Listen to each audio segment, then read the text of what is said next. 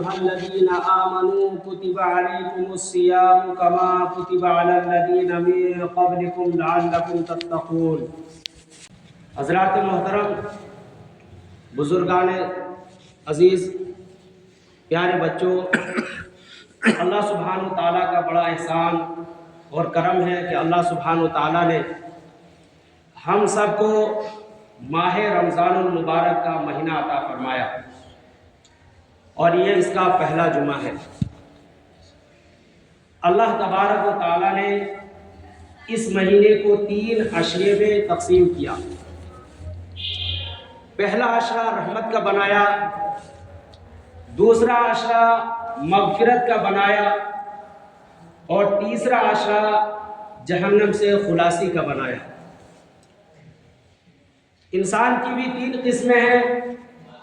کچھ ایسے انسان ہوتے ہیں جو شروع ہی سے اللہ تبارک و تعالیٰ سے اپنا تعلقات رکھتے ہیں اور اللہ سبحانہ و تعالیٰ کے طریقوں پر چلتے ہیں، وہ بالکل نافرمانی نہیں کرتے، تو اس کے لیے رمضان المبارک کے چاند نظر آنے کے بعد سے ہی رحمت کا مہینہ شروع ہو جاتا ہے۔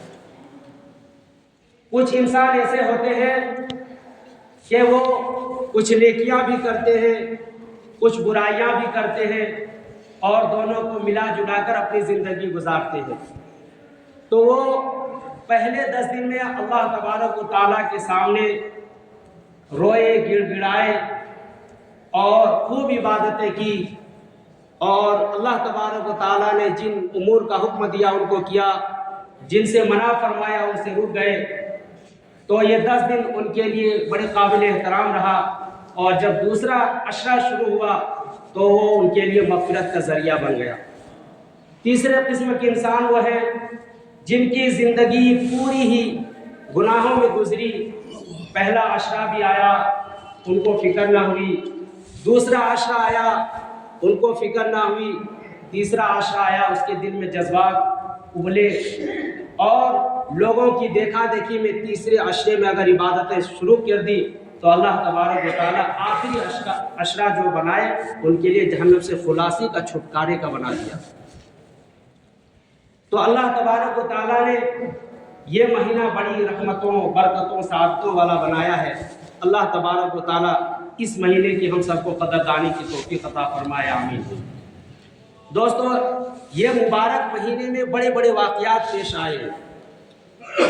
یہی مبارک مہینہ تھی، رمضان المبارک کی 17ویں تاریخ تھی، اور غزوہ بدر پیش آیا۔ یہ اسلام کا وہ عظیم معرکہ ہے کہ دنیا نے اس سے پہلے ایسا منظر دیکھا ہی نہیں تھا۔ حافظ جالندھری نے اسی کا نقشہ کھینچا ہے۔ یہ پہلا جیش تھا دنیا میں افواج الہی کا، یہ پہلا جیش تھا دنیا میں افواج الہی کا، جسے اعلان کرنا تھا خدا کی بادشاہی کا۔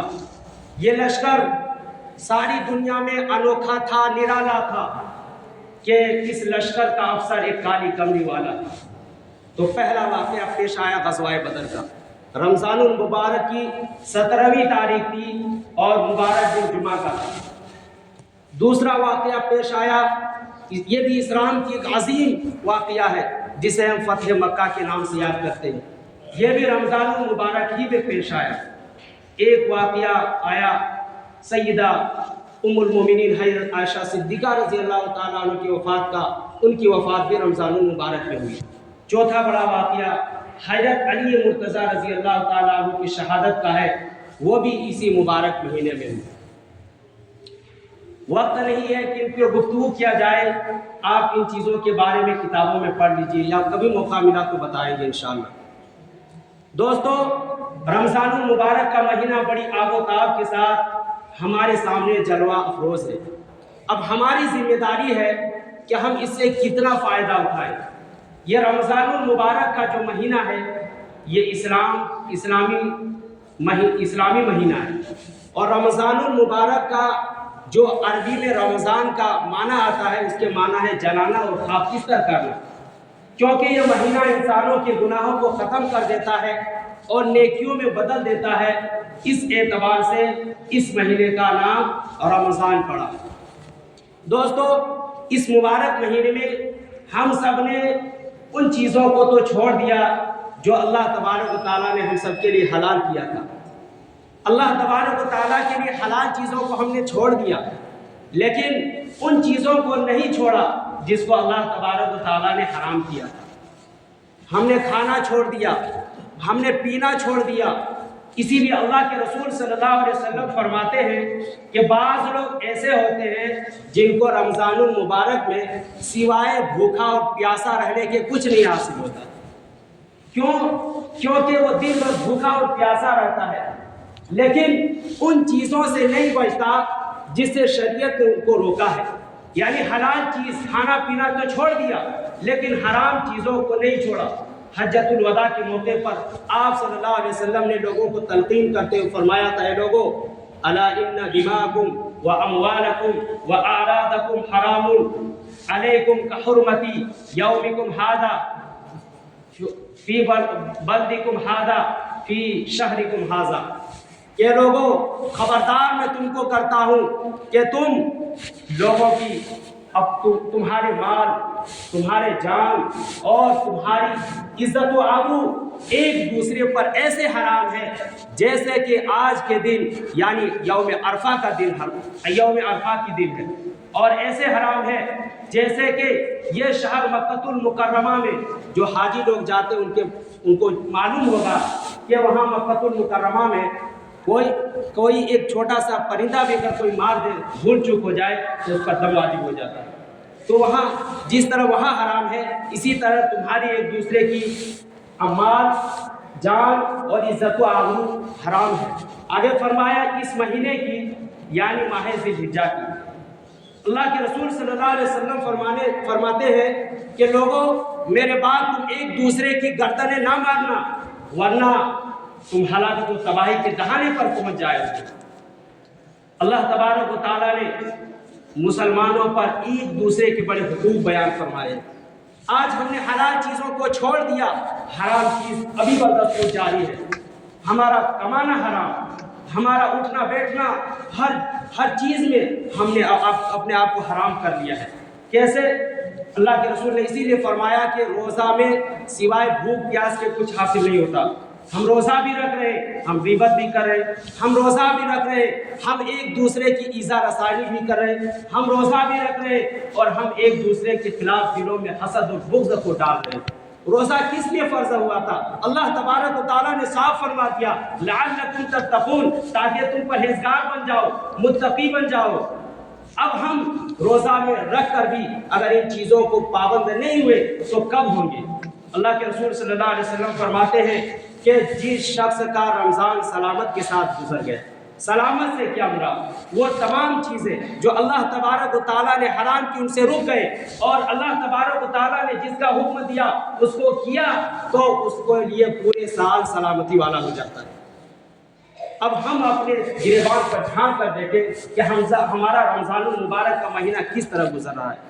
دوستو، ایک بات یاد رکھیں، آپ کتنوں ہی روزے رکھ لیں، آپ کتنوں ہی عبادت کر لیں، لیکن آپ نے اگر لوگوں کی حقوق مارے ہیں اور حقوق العباد میں کمی کوتاہی کی ہے تو اس کو اللہ بھی معاف نہیں کرے گا۔ اللہ تبارک و تعالیٰ آپ کی معافی کا اس چیز کا ذمہ داری لے گا جو اللہ کا ذمہ داری ہے۔ روزہ یہ اللہ کے لیے ہے، الصوم لی وانا اجزی بھی، روزہ میرے لیے ہے اور میں ہی اس کا بدلہ دوں گا۔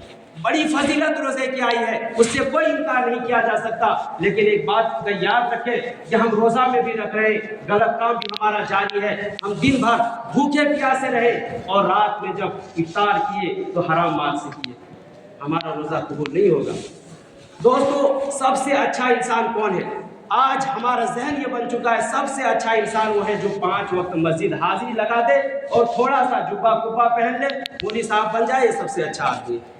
نہیں، کتنا ہی بڑا عالم ہو جائے یا کتنا ہی بڑا جبہ کبا لگا لے، وہ اچھا آدمی نہیں۔ اچھا آدمی وہ ہے جس کے عادت و اخلاق اچھے ہوں، جس کے عادت و اخلاق سے ایک دوسرے کو نفع پہنچتا ہو۔ خیر الناس من ينفع الناس، لوگوں میں بہتر وہ ہے جو لوگوں کے لیے نفع بخش ہو، نقصان دہ نہ ہو۔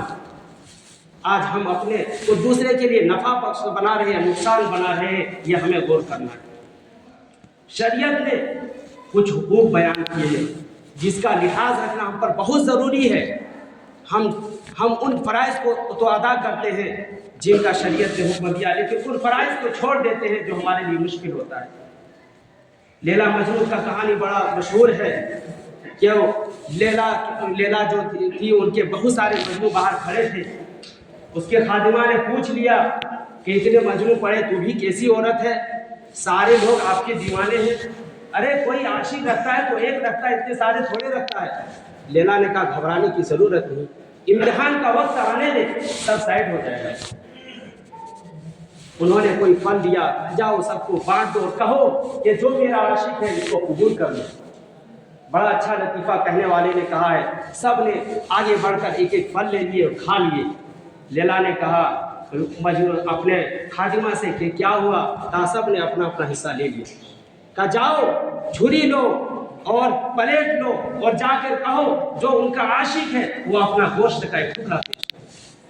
جب خادمہ باہر نکلی، جب یہ بات پیش کیا لوگوں کے سامنے، سب بھاگ گئے، وہاں صرف ایک بچا۔ تو جب مزہ کا ٹائم آتا ہے، جب ہمیں کوئی چیز لذت کی خواہش کی دین میں چیز ملتی ہے تو ہم اس کو تو لے لیتے ہیں، جو کڑواہٹ ہوتا ہے، جو ہمارے نفسانی اور خواہشات کو توڑنے والی چیز ہوتی ہے اس کو ہم چھوڑ دیتے ہیں۔ تو پھر ہمارے اندر روزے کی جو اصل مقصد تھا وہ کہاں حاصل ہوا؟ ہمارا اصل مقصد روزہ کا یہ ہے کہ ہمارے دل کے اندر جو جذبات ہیں، خواہشات ہیں، غلط جو جذبات، غلط خواہشات جو ہمارے دل میں حسد، بغض، کینہ، کپٹ، ایک دوسرے کے خلاف جو بغض بھرا ہوا ہے، وہ رمضان المبارک کے مبارک مہینے سے ہم روزہ رکھ کر اللہ تبارک و تعالیٰ کی عبادت کر کے اپنے دل سے اس کو دور فرما دیں۔ دوستو ایک چیز اگر ہم لوگوں سے یہ نہیں ہو رہا تو کم سے کم شکل و صورت ایسا بنا لیں کہ اللہ تبارک و تعالیٰ کو پسند آ جائے۔ مولانا گنگوہی رحمۃ اللہ علیہ کا ایک بڑا واقعہ مشہور ہے۔ ان کے پاس مریدین بیٹھے ہوئے تھے، وہ کہنے لگے جاؤ جاؤ میرے پاس کچھ نہیں ہے، جاؤ کسی اللہ والے کو تلاش کرو۔ پھر انہوں نے ایک واقعہ بیان فرمایا کہ ایک بڑا ڈاکو تھا، ڈاکہ زنی میں مشہور تھا۔ ایک دن ڈاکہ کرتے کرتے کسی جگہ سے گزر ہوا، دیکھا ایک پیر صاحب بیٹھے ہوئے ہیں، بہت سارے مریدین ہیں، حضرت جی ہاتھ میں تصویر اللہ اللہ کر رہے ہیں اور لوگ ان پر پیسوں کی بوچھار کر رہے ہیں۔ ڈاکو نے سوچا کہ میں بیکار ہی اتنا محنت کر کے رات بھر ڈاکہ ڈالتا ہوں اور پھر جا کے میں چوری کرتا ہوں، یہ طریقہ بہت اچھا مجھے معلوم ہوتا ہے پیسے کو حاصل کرنے کا۔ چنانچہ انہوں نے اپنی شکل و صورت بنایا اور پھر بڑے پیر والا بنایا اور پھر اپنا ایک کٹیا کھول لیا کسی جنگل میں۔ ایک آدمی آئے اپنی کسی ضرورت سے، پھر سلسلہ وار بہت سارے آدمی ان کے پاس آ کر جمع ہو گئے۔ جمع ہونے کے بعد ان کے پاس اب اسی طرح بوچھار ہونے لگی پیسوں کی، جیسے کہ کسی بزرگ کو انہوں نے دیکھا تھا، کسی ڈھونگی بابا کو انہوں نے دیکھا تھا۔ آج ہمارا بھی یہی حال ہے کہ ہم بلا کسی تحقیق کے کسی کو بھی اپنا پیر مان لیتے ہیں، نہ نماز کا پتہ، نہ روزے کا پتہ، چند چیزیں ہمارے سامنے پیش کر دے، تھوڑا جادو دکھا دے، تھوڑا ہمارے بچے کے اوپر دم کر دے ٹھیک ہو جائے، تھوڑا ہمارے گھر کو باندھ دے ہم بہت آزاد ہو جائے، یہ من کا منوبت پورا ہو جائے، ہم اس کو مانتے بڑا پیر۔ اس سے پہنچا پیر تو کوئی نہیں ہے۔ لوگوں کا اسی طرح تان تھا بندہ۔ اس لیے جب بھی کسی کے پاس جاؤ تحقیق کر لیا کرو، یہ آدمی نمازی ہے کہ نہیں ہے، یہ آدمی دین سے کتنا وابستگی ہے۔ یاد رکھنا کتنا ہی بڑا جادو دکھا دے، کتنا ہی بڑا کرامت پیش کر دے، اگر ان کو دین سے کوئی وابستگی نہیں ہے تو وہ پیر نہیں ہو سکتا، وہ ایک ڈھونگی ہے۔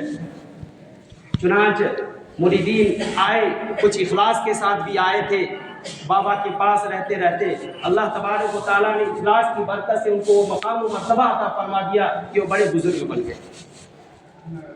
اب انہوں نے مراقبہ کیا، جو ان کی قسمیں ہوتی ہیں، مراقبہ کیا اپنے بزرگ کے، جو اپنے پیر تھے ان کے مقام و مرتبہ کو حاصل کرنے کا، کہیں نظر نہیں آیا۔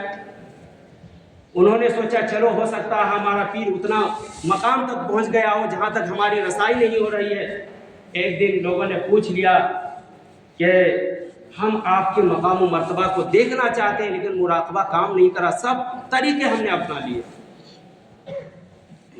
ان کے دل میں چوٹ لگی کہ شکل و صورت تو ہم نے دینداری والا بنا لیا، اللہ اور اس کے رسول صلی اللہ علیہ وسلم والا بنا لیا، اپنے ہاتھ میں تصویر پکڑ لیے، اپنے آپ کو لوگوں کے سامنے ایسا پیش کر دیا کہ ہم سے بڑا پیر اب کوئی اس دنیا میں نہیں ہے۔ لیکن اس کے دل میں جب چوٹ لگی تو پھر ان کو احساس ہوا، وہ رونے لگے، کہنے لگے آج تک میں نے تمہیں دھوکہ دیا، لیکن آج تم نے جو بات کہی میرے دل کو چبھ گئی ہے، میں توبہ استغفار کرتا ہوں، میرے پاس سے جاؤ، میرے پاس کچھ نہیں ہے۔